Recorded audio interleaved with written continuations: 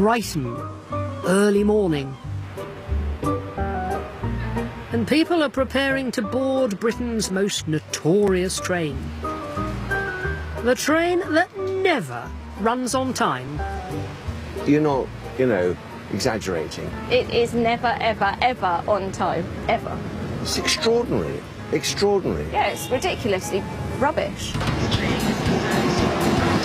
Right across Britain, commuters are feeling the crush. The train driver couldn't actually get to him because the train was so crowded. So the train driver actually had to walk down the tracks. Bungled repair works caused chaos and confusion. What we want is somebody from the government to come down here and explain why they've got us in this mess. Yet today, our commuter fares are the highest in Europe. And more taxpayers' money is spent on the railway than back when it was in state hands. I'm Nick Hewer. We trust you all are feeling awesome. And I'm Margaret Mountford. That's a good bit. You've just killed the horse, is that correct? 20 years on from privatisation, which promised to make our rail service cheaper and better, we want to know whether the country is getting value for money. We'll reveal some shocking truths. I don't see any trains on it. A little bit of a problem. We actually don't have a train. Right. And demand answers on behalf of a miserable public. I walked onto a train in Manchester Piccadilly yesterday and laid down £155 for a 2-hour and 8-minute journey.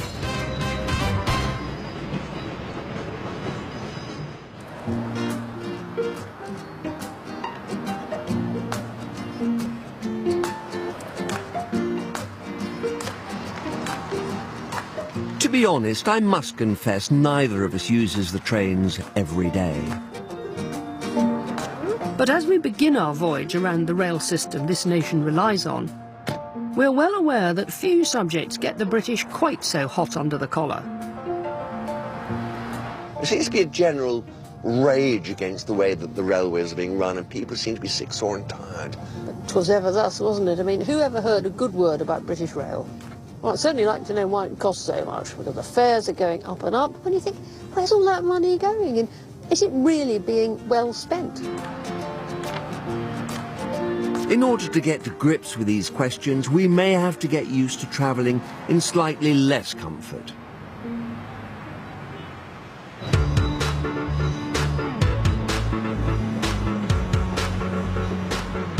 The people who get angriest about the railways are the regular commuters. It's not something I've got any personal experience of. I've managed to avoid it so far. But this morning, I'm going to give it a go. Britain's railways are at bursting point. We take 4.4 million journeys every day.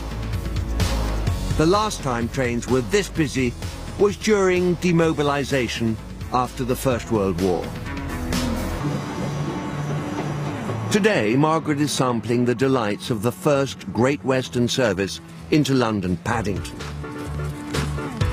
In 2013, this service managed to notch up 3 mentions in the top 10 most crowded trains.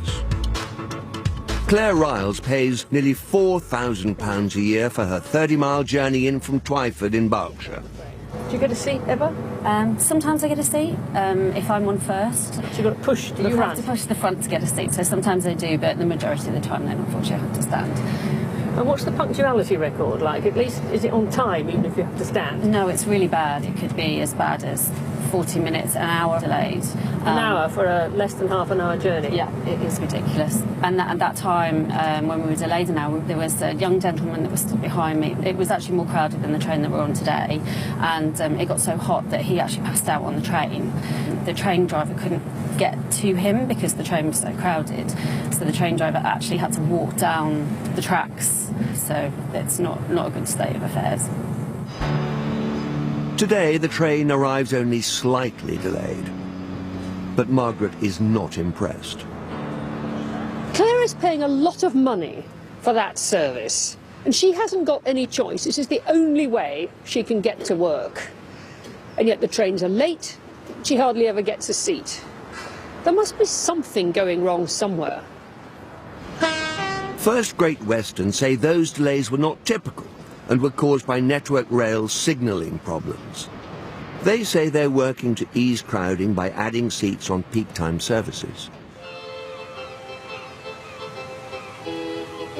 Meanwhile, Nick is off to try out the 729 from Brighton to London.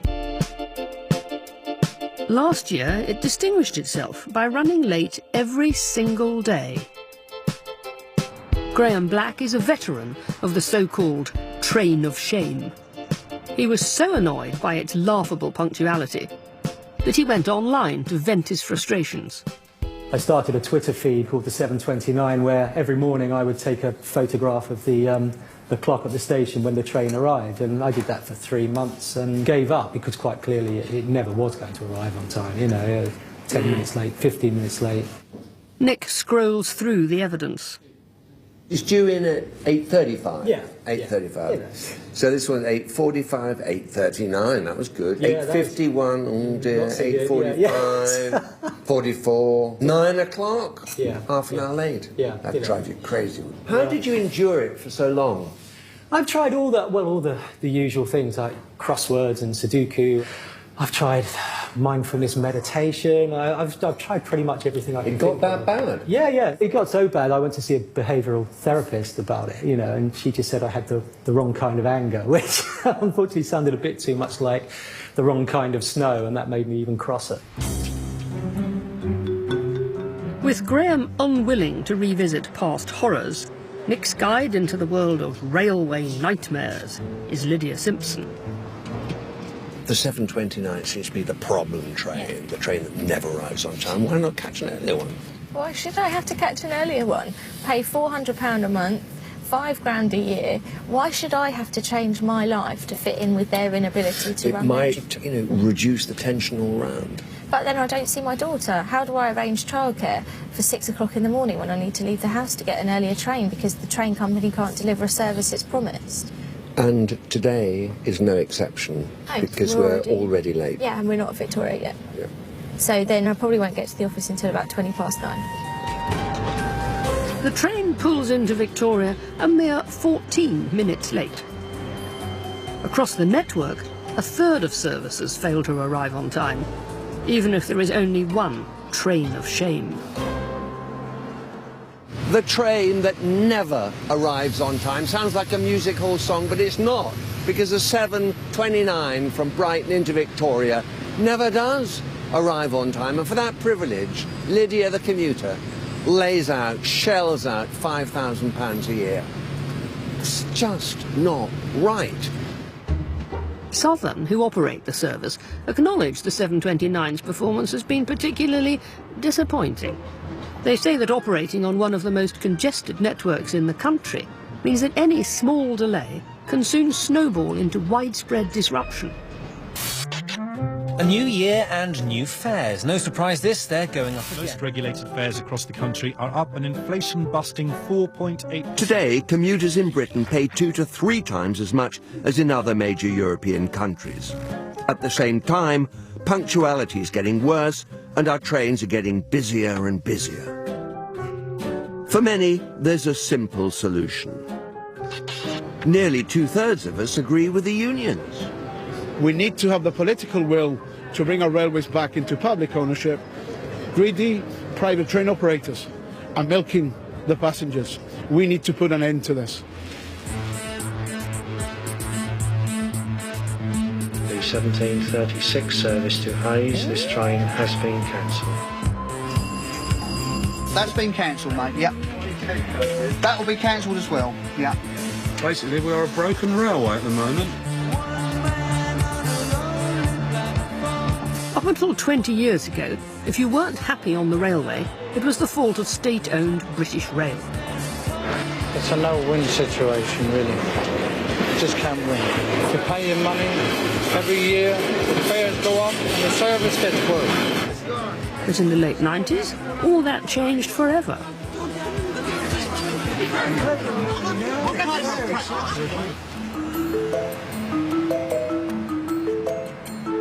To try to get a handle on what replaced British Rail, we're heading off to see rail historian Christian Woolmer.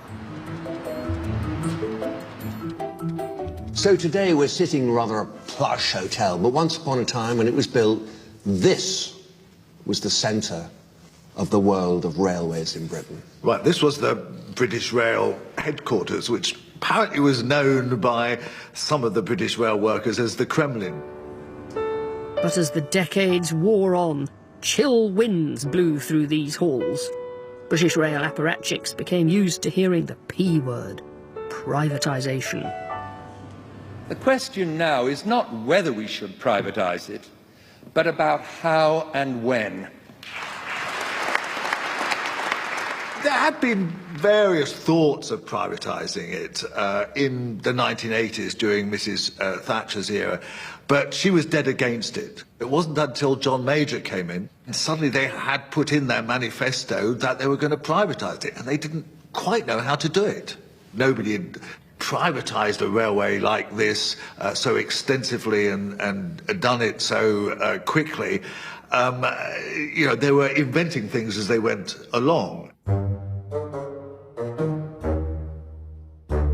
The old, familiar British Rail was torn apart. In its place appeared a huge array of organisations. There was Railtrack, which owned the stations, signals and track, and was responsible for maintaining them. Today, this part is called Network Rail. Providing the trains themselves became the responsibility of 3 rolling stock companies. The job of running trains and operating services for passengers went to the new train operating companies. The country's rail map was divided up into 25 rail franchises, for which the train operating companies make competitive bids. The whole lot was overseen by the Department for Transport, aided by the Office of Rail Regulation and the Strategic Rail Authority, until it was abolished. It all seemed like such a good idea at the time. There's a lot that can be done in terms of encouraging more people to enjoy a cheap and cheerful service at one moment in the day for the typists, and perhaps a more luxurious service for the civil servants and businessmen who might travel in at a slightly different time, either earlier or later than the typists. Why not? Why not indeed? In fact, what no one predicted was that over the next 2 decades, passenger numbers would double. Was that down to house prices forcing us away from our places of work? Rising petrol prices and parking charges? Or were passengers attracted by a revitalised rail service? One thing's for sure, privatisation is still hotly debated. Has it worked? Well, the really odd and almost amusing thing about it is that really none of the reasons why they privatised have actually been borne out successfully. So they wanted to break up the unions. That really hasn't happened. They wanted to reduce subsidy. Actually, subsidy went up massively. There hasn't been very much competition. For the most part, the service is pretty much like British Rail. Understanding what privatisation did to the railway, for good or ill, seems to be the key to it all. Well, Christian was pretty clear about what he liked, or more importantly, didn't like about the present system, wasn't he? But I think he's looking back at British Rail with rosy-tinted glasses. Nobody had a good word to say for British Rail. Well, your friend Maggie Thatcher, you know, no shrinking violet, she backed off, and it was John Major who actually had the courage. He took a deep breath and privatised it. Are we better off? Are we better off? It's a puzzling sort of sector of this country, isn't it? And I'm hugely confused about it.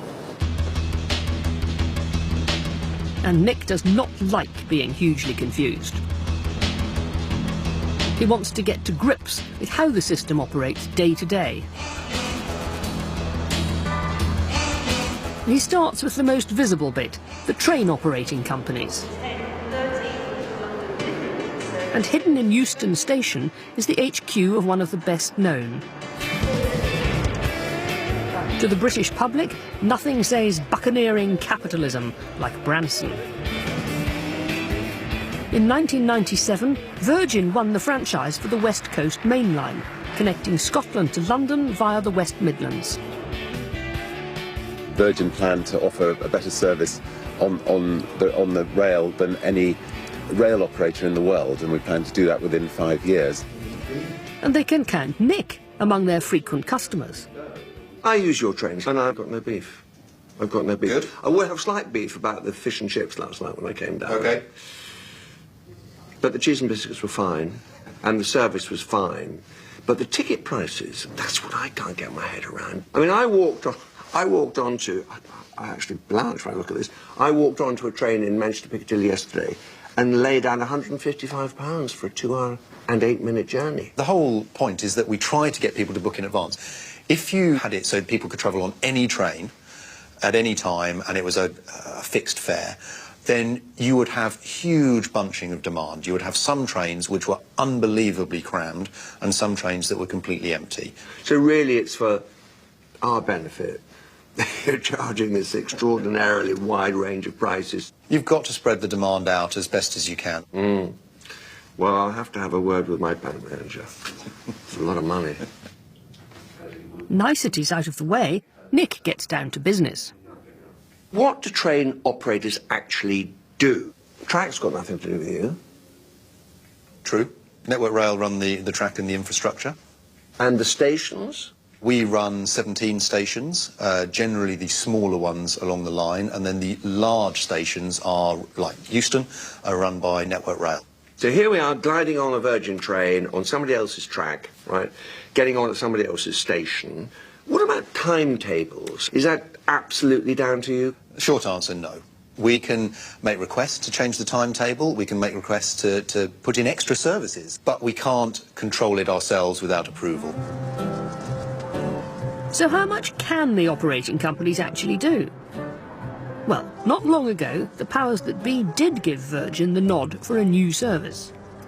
It took a protracted wrangle with the Department for Transport, the Office of Rail Regulation and Network Rail, but they're now proud to announce a new route. From Shrewsbury, direct to London! It's all made possible by a tweak to one of their trains.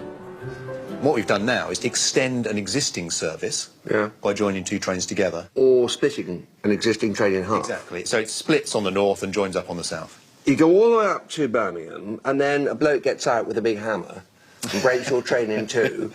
5 coaches go on, and 5 coaches go off to Shrewsbury. Correct. How long did that take to organise? Because it doesn't sound terribly complicated to me. It's not, when you put it like that, but the reality is, it is years of work to make these things happen. Without much power over the big questions of running a railway, it's small wonder that Virgin's boss has been emphasising one area where his people are in complete control: customer service. It might be cold outside, but they will do their very best to brighten your day and ensure you step off the train feeling awesome. Nick's eager to see whether that'll really happen. He boards the newly direct 1023 service to Shrewsbury.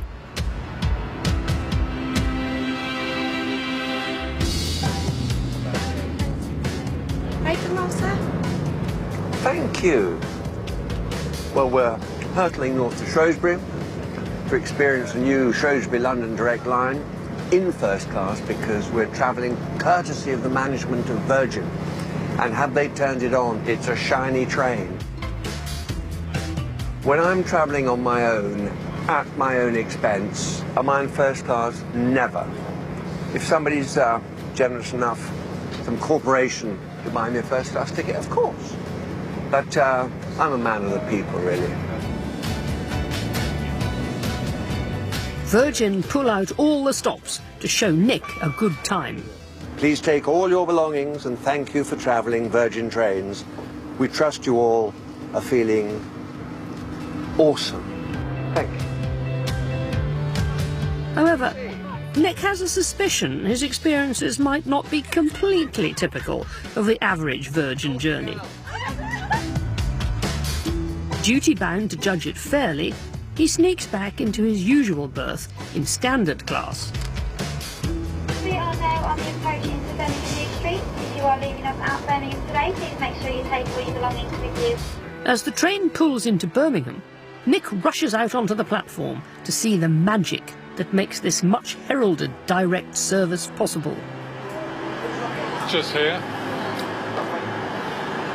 Oh, this is it? This is where we're going to be uncoupling. The promised splitting of one train into two.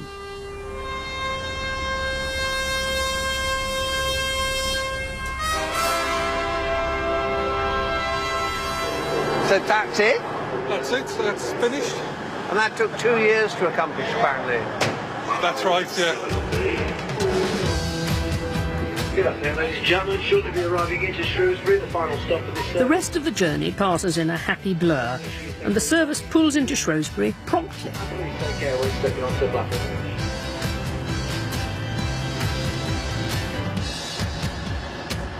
Was it awesome? Come on, not really. A good service, competently operated, they did a good job for me, the passenger. But you know, on the substantive issues, routes, timetables, track, that heavy lifting end of things, that's down to other people. On the plus side, Virgin were at least eventually able to rustle up a new service.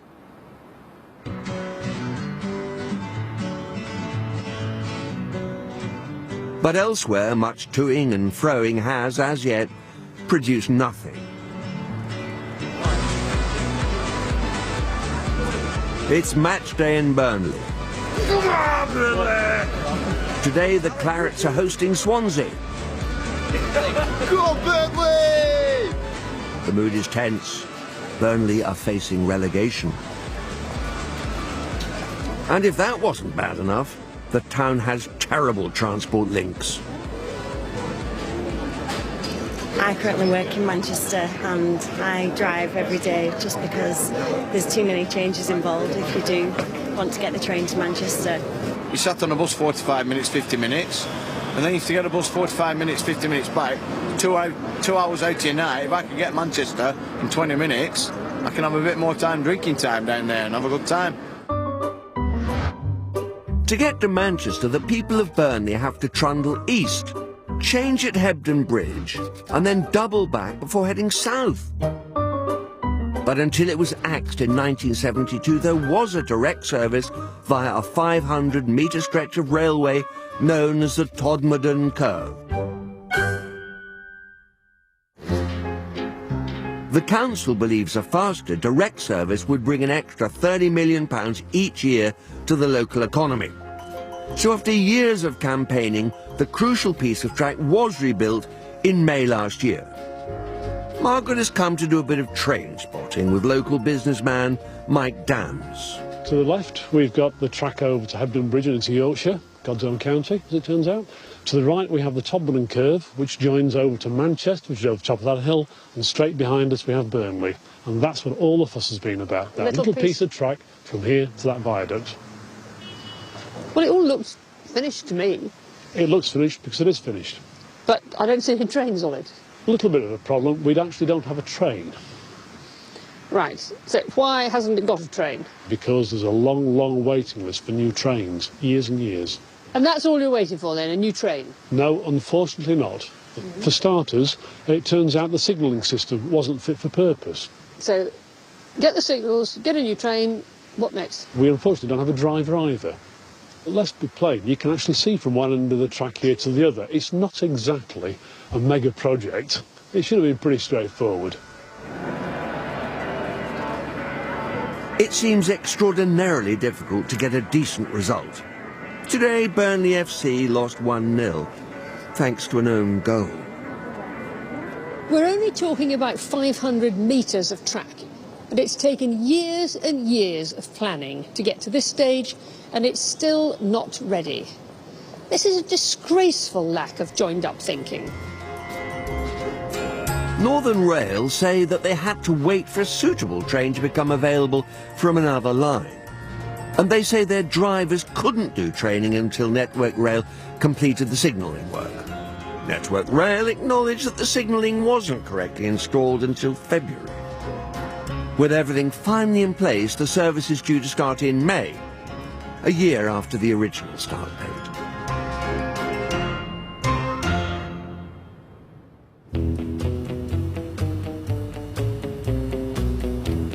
Part of the problem I saw in Burnley was an absence of trains. Providing new ones is largely the job of what's known as the rolling stock companies. So, are they getting that job done? Nick's hunt for evidence finds him on the trail of Britain's most reviled train, with transport campaigner Eric Woodcock as his guide. Eric, how are you? I'm very well, Nick. How are you? Good morning. To see you. Yeah, good. Why have you brought me to a bus graveyard then? Well, come on board and I'll tell you all about the Pacer trains and the buses. Right, the famous Pacer. The famous Pacer. Bone rattlers, cattle trucks, call them what you like. Passengers can't wait to see the back of them. They're just so noisy, though. You can't hear yourself think on a phone. It's hard reading a book because it's shaking a bit. Perhaps the biggest problem with the Pacer trains is that they didn't start life as trains at all.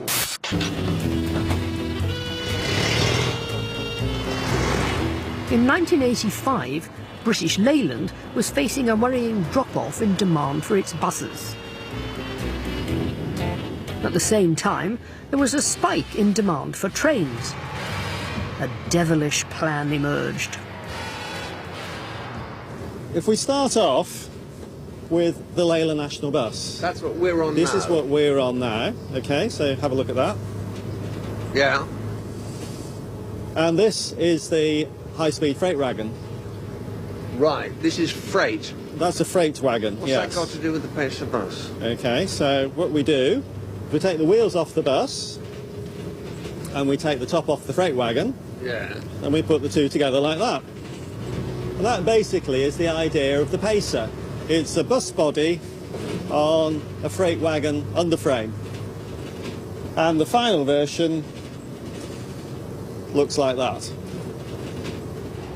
At that very moment, one of these Frankenstein trains creeps up behind them. That's Pacer, Nick, at the front of there.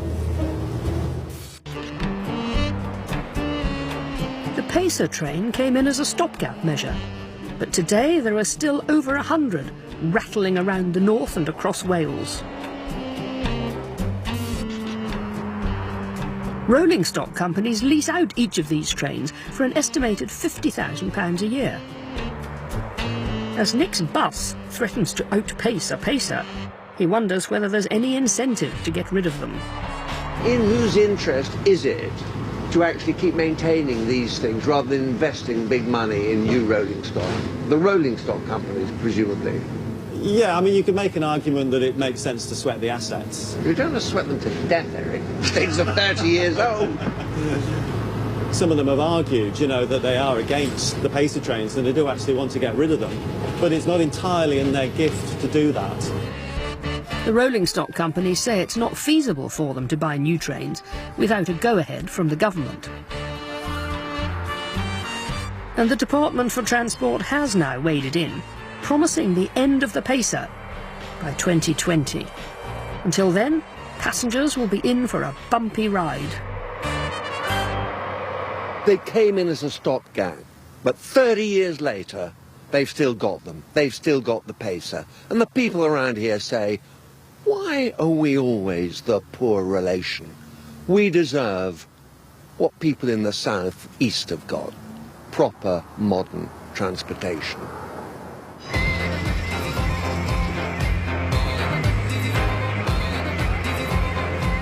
Mutinous commuters, powerless train operating companies, rolling stock companies renting out buses as trains. We've come up against some serious problems on the railway. Given these are private companies, it raises the question, is someone making a mint out of it all? Nearly all rail funding comes from ticket sales and a sizable subsidy. In recent years, the government has been reducing the subsidy, which has driven up the amount that needs to come from tickets. But here's the bit that's controversial for some. Each year, profits are taken out of the system. Margaret gets straight to the point with financial analyst Douglas McNeil. What would you say to the jaundiced commuter who said, look, I'm paying a lot of money and I get a horrible service. Someone is making a whole lot of money out of me. Is that right? No. The profit margins that the train operators make tend to run in the low single digits in percentage terms, so 3–4%, something like that. What other industries would operate at that sort of a margin? Well, that is a relatively low profit margin. You would find that in the supermarket business, for instance. It's comparable with what the supermarkets earn. Well, there's no subsidy for the supermarket businesses, is there? No, so that's a different model. But it's not just the train operating companies making profits. Nick is concerned about the near £500 million rolling stock companies paid out to shareholders in the last 3 years. He's off to see policy expert Professor Sukhdev Johal. Now, what about the rolling stock companies? These are the boys that own the locomotives and the carriages. How are they getting on? They're doing quite well, Nick. The returns that they've been making, which, remember, are largely risk-free, because, after all, you can't run a railway system without the locomotives. Their returns are pretty lush. In total, the rolling stock companies and train operators have paid an estimated £3 billion to shareholders in the years since privatisation. In the price of the ticket overall, about 2.5% is the extraction that's going on. In the grand scheme of things, it's not huge, but nevertheless, when an activity runs on public subsidy, you must ask the question, is it right that dividends are paid from a public subsidy? I can see why it sticks in some people's throats a bit, taking profits when the system is subsidised by the taxpayer and is far from perfect. And the rolling stock companies, I get the impression they take profits from an activity which, frankly, is pretty low risk overall. Do you think that the private companies are bringing to the party as much as they're actually taking out of the system? It's a hard question to answer because we can see what they're taking out. We know what profits they are making. It's less easy to see what they're bringing to the party, if anything. They do bring some private sector expertise, but it's difficult to measure. But whatever they bring, we're learning that the profit-making parts of the railway don't deserve all the attention. So the system's pretty lopsided, isn't it? Yes, that's right. Network Rail dominates the whole system. It's where the majority of the money ends up one way or another. It's becoming clear to me that profits aren't the big issue here. We're in danger of missing the elephant in the room. The train operating companies and the rolling stock owners are actually quite a small part of the whole. Network Rail is huge. It controls the infrastructure, it's got £4 billion a year subsidy. And the real questions, if we're looking at efficiency and cost, lie with how does Network Rail work?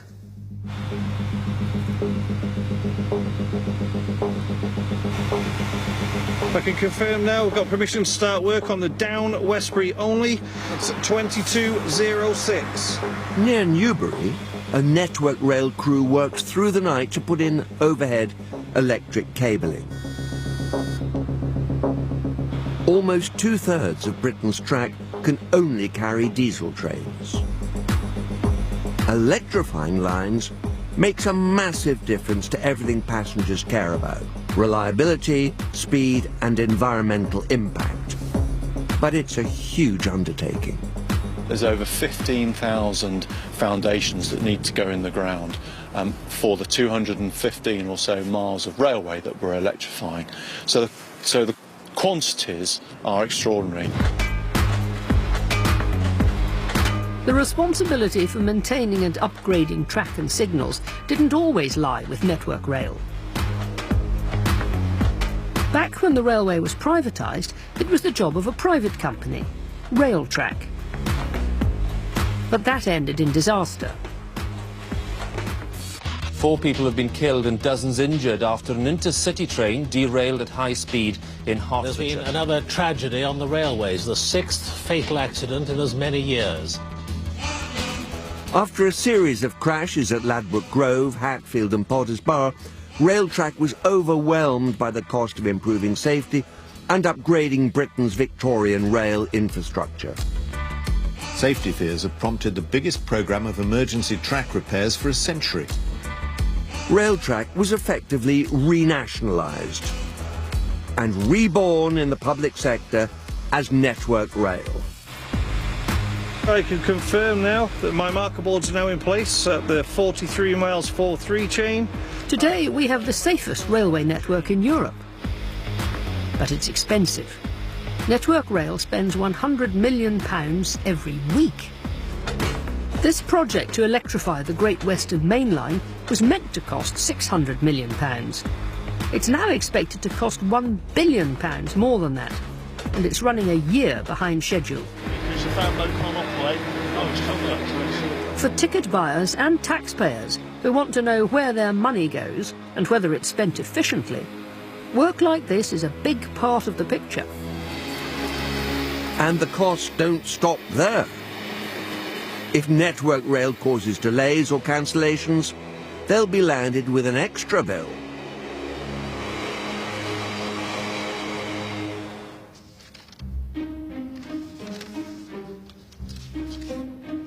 I've stayed in the warm to plough through the bureaucracy that gets unleashed when one part of our fragmented system causes trouble for another. Well, look at what I've got. The Delay Attribution Guide. This comes into play when there's an argument between Network Rail and the company that operates the trains as to whose fault it was that there was a delay or a cancellation or something. There's over 250 delay codes, different kinds of delay. British Rail is launching an inquiry into why their brand new 158 trains can't cope with the autumn leaves. Before privatisation, we all knew who to blame for delays. But on today's fragmented railway, great pains are taken to determine who's at fault, so lessons can be learned, and the culprit can pay a fine. The guide covers every eventuality. Animals are an interesting one, because if there's an animal on the line, it's Network Rail's fault. Presumably it should have stopped the animal getting onto the line. On the other hand, if there's an incident with a bird and a train, then everything hangs on how large was the bird. Do you understand that? Well, if it's a flying bird that strikes the windscreen, but if it's a sort of an ostrich that's leapt over a fence from a safari park, I think you could would, understand the yeah. fence isn't high enough. Yeah, that would be Network Rail's fault. And I think an ostrich is clearly a big bird. Anyway, there are not many birds that are bigger. And here is a case, a hearing before the Delay Attribution Board of a dispute between a train company and Network Rail because the train ran into a stationary peacock on the line. And the issue was, is a peacock a big bird or is it a small bird? What do you think?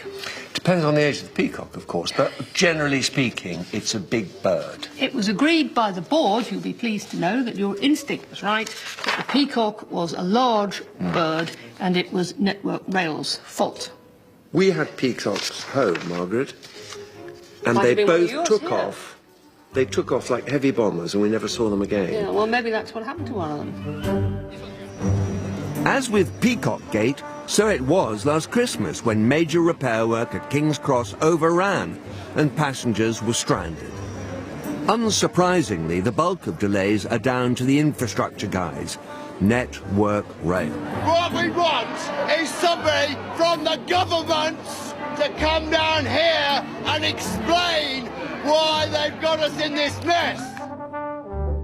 Last year, Network Rail paid out £200 million to the private train operators. And there's one final irony to it all. A couple of years ago, in 2012-13, there were more than 10,000 incidents still waiting to be decided more than 6 weeks after the delay had taken place. That's a huge So number. it suggests, actually, there's a logjam. 10,000? There's a delay in delay attribution. Absolutely. It's hard not to be a little down. The unseemly squabbling that delay attribution can lead to makes one wonder whether we shouldn't go back to a unified state-owned system where everyone is pulling together.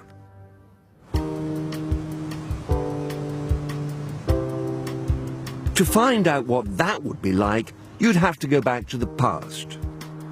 To Margaret's past. I'm back in Hollywood, the town where I grew up in Northern Ireland, and I'm waiting for a train. I understand they've improved a bit over the last 40 years, so it'll be interesting to find out.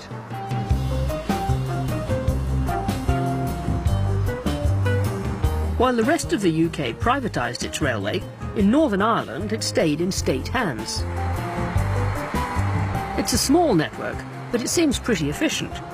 Passenger numbers have almost doubled over the last decade, but the level of state subsidy has stayed roughly the same.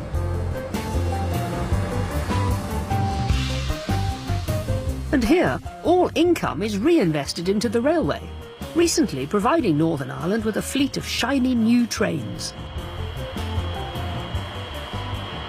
Unlike in Great Britain, you're both a train operating company and a rolling stock owner. There's just one decision-making body that says, right, let's invest in this.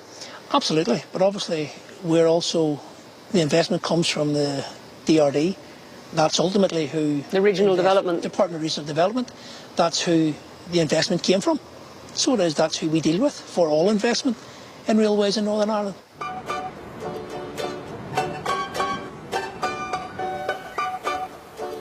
They've invested some of the money in this state-of-the-art train simulator. Right. Maybe it's returning to her childhood home. Maybe it's the sweet smell of new rolling stock. But something has reduced Margaret to a giggling schoolgirl. I haven't got my glasses. It's a good bit. The new simulator teaches drivers how to deal with a range of hazards, some far larger than a peacock. And it's not just computer-generated horses that have had a tough day. So what do we do now? I've put the emergency brake on. You've just killed the horse, is that correct? Margaret's faith in privatisation has taken a hit.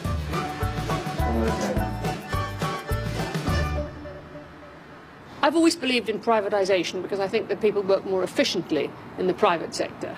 But here in Northern Ireland, the railway is still 100% state-owned, and it's very efficient, it's clean, and the passengers are happy with it.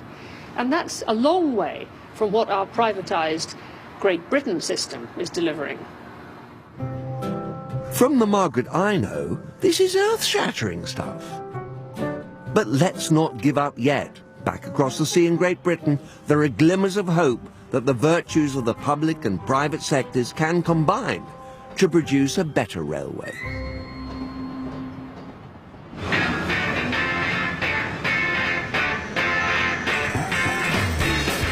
London Waterloo, the UK's busiest commuter network, terminates here.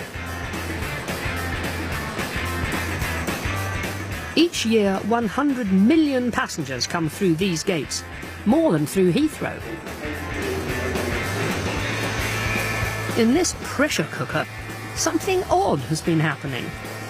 A system that was torn apart in the late 1990s has started to be forged back together. In a control room above the station, the early shifter overseeing trains from as far away as Exeter and Southampton.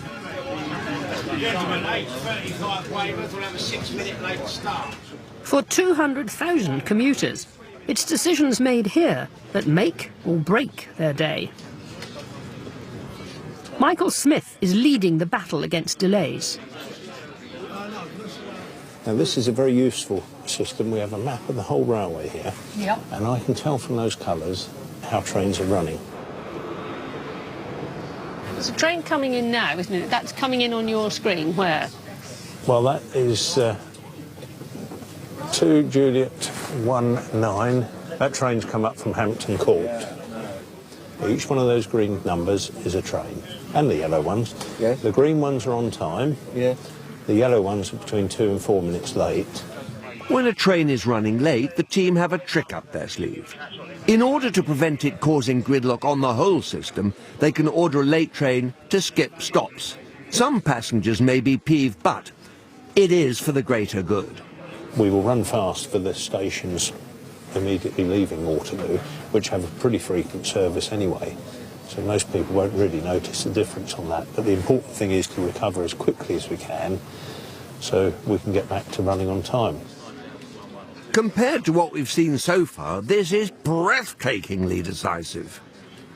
The team here is part of a unique alliance with staff from local private operators, South West Trains, and state-run Network Rail working side by side. The network is still affected by delays, but without the alliance, the team believes it would be far worse. You're convinced, really, to screw it right down, that the alliance makes it work better, far better than the old system. It makes an enormous difference. We can allow our engineers a lot more access because we want the infrastructure to be reliable. Before, contractually, there were agreed times of access. Anything out of that, there were huge financial penalties.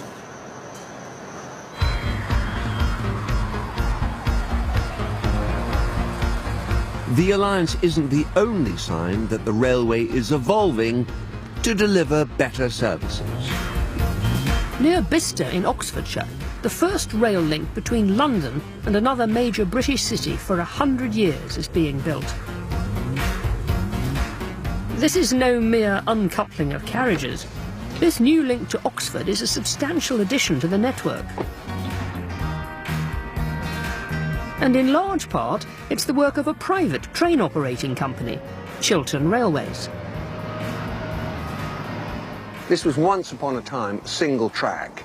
You rip that up and you're putting down 18 kilometres, I think? Yes, that's right. Dual track, Yep. is that right? That's right. It's just not that easy, is it? It's very easy to think you just set the machine going at one end and lay out the rails and away you go, but it's not that straightforward. This project's been many years in the planning and there are all kinds of obstacles and things to deal with on the way. We've had newts, bats, badgers, and we've had to find ways of relocating the newts, for example, to new homes and move badgers into new homes. Badgers, they don't know which way to turn. People are trying to cull them on the one hand and you're building new housing estates for them. With the badgers safe for now, the new service will begin running next spring. The line is the product of cooperation between Chiltern and Network Rail. But Chiltern is putting up a big chunk of the cash. Isn't it great to see a train operating company not fiddling around in the edges, but actually sticking its hand in its pocket, putting out 130 million and saying, let's do something new. Let's build a new rail line into town.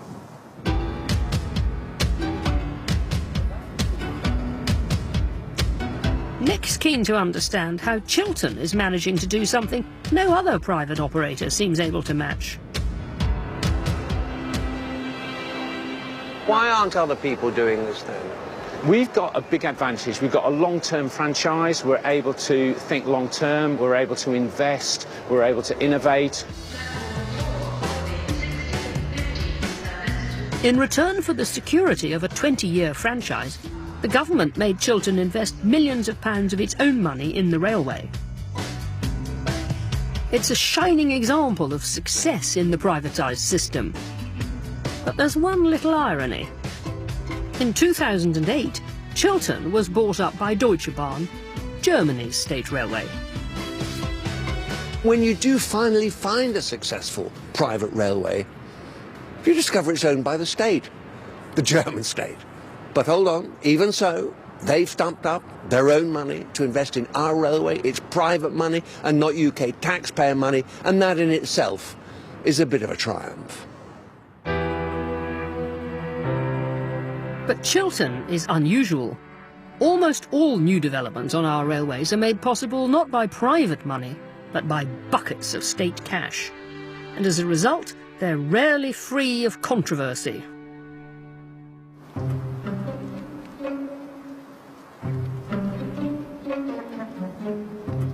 In a hall in Buckinghamshire, a hardy band of campaigners are at the sharp end of one of Britain's biggest rail investment projects ever, HS2. I live in a Grade 1 listed house, and I thought English heritage would protect us. They have done nothing. It just makes me furious that we're spending all this money. Yeah.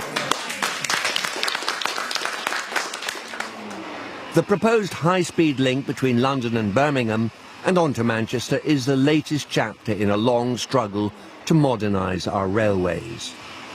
The plan is not only to reduce journey times, but also to increase capacity on our very crowded system. We'll build a new network connecting cities and businesses across the UK, creating jobs and opportunities.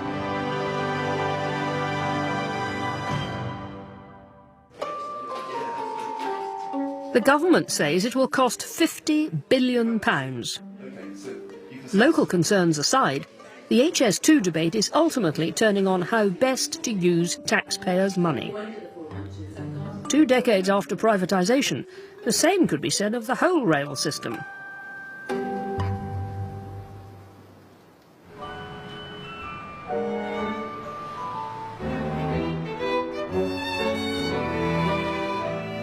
We've returned to British Rail's old headquarters to understand what the last 2 decades have done to our wallets. So we're becoming seasoned rail travellers, Margaret, but actually where are we now? I've travelled all over the place and I've seen some great stuff, I've seen some nonsense. But what really, concerns me is that the public subsidy today is twice what it was pre-privatisation. No, but more than twice as many passengers, remember. So we're not comparing like with like, really. I don't think it's right to go back and say, oh, it was all working all right then. Yes, there's a huge subsidy now, and the question must be why? And why is our railway not more efficient? So has anybody tried to put a figure on this, the cost of the railways? Well, funny you should ask that, because I have here... Of course you have, Margaret. The McNulty report. You love a report. I do, particularly this one. And this tells us that if you compare our railways' performance with France, the Netherlands, Sweden and Switzerland, we are about 40% less efficient than the average of those countries. So that means 40% more expensive, in effect. Ma, that's awful. And Network Rail is getting more efficient, but there's still a huge way to go. So, Margaret, where's it all heading? Well, according to the Office of the Rail Regulator, it's heading to a huge debt, because Network Rail currently has a debt of about 33 billion, and in 20 years' time, that's going to be 110 billion pounds. It's crazy. It's a runaway train. And remember, that's actually public debt. It's our debt. So that puts the whole debate about renationalising the railways into perspective, doesn't it? To all intents and purposes, they already are. Fired up on finances, we head off to have it out with the 2 principal players with responsibility for the gargantuan bill. Network Rail and the Department for Transport. However, while I settle down to see whether the buck stops with Network Rail's new boss, Mark Kahn, I have to make do with a statement from the elusive Department for Transport. One of the things that makes me shudder as somebody who was in business for a long time is you're about to invest 1.7 billion on the electrification of the Great Western line. The original estimate was 600. Hold on a minute. Has somebody got a handle on this? There's a huge degree of inaccuracy associated with those very early cost estimates, partly because we haven't electrified a major railway line in this country for 20 years. It's also an incredibly densely used railway line, and we're going to electrify it at the same time as we're running the trains on it every day. You're trying to, rebuild your house while you live in it. And it's a huge challenge. 600 to 1.7. Have a word with the estimators.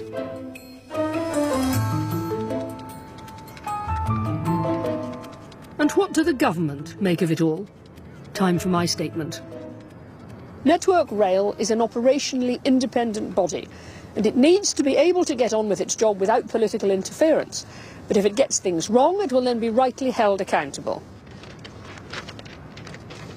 We have made it clear to the company that we expect it to deliver the outcomes for which it has been funded, including the largest programme of investment since the Victorian era. So it's pretty clear what the government's position is on that. We've paid the money, you get on with the job, Network Rail. Delays. It's not a good picture there, is it? There are a lot of people who are not happy, and we're not happy, therefore, that about that either. Tell the boys down in Brighton on 729, that's what I would say. But, you know, the 729, it's a congestion issue. We do need more capacity, but we need to be able to manage the flow of trains through the network more efficiently than we're able to do now. Sometimes we don't do a good enough job, and when that happens, you know, we need to put our hands up and say, actually, we need to do better. On punctuality, I am acutely aware that Network Rail and the industry as a whole need to improve day-to-day reliability and passenger communication. As we invest record amounts in our rail network, my department is committed to working with Network Rail to make sure improvements are delivered with minimal disruption. So, it's up to Network Rail and the industry to get their act together, but the government department is committed to working with Network Rail. Not quite sure what that means, but it doesn't sound to me as if the Transport Secretary is accepting responsibility. Perhaps there should be somebody who actually formally is in charge of the whole caboodle. Well, I suppose, I mean, I'm not sure about that, actually. I certainly do not advocate going back to the days of British Rail, of a unitary, you know, one single body that ran every part of the railway. I think there's been enormous creativity and innovation that's been brought about through the private enterprise that comes through the franchising model. But because there's so many parties, nobody's quite sure who to blame. I don't think that the customer needs to, or the passengers need to have that direct line of accountability, so long as they can trust that as an industry we have their interests at heart. And sometimes we haven't always acted in a way that would lead them to believe that they can trust us. And that's a failing that we have to address. And with that, our journey round the railway has come to an end.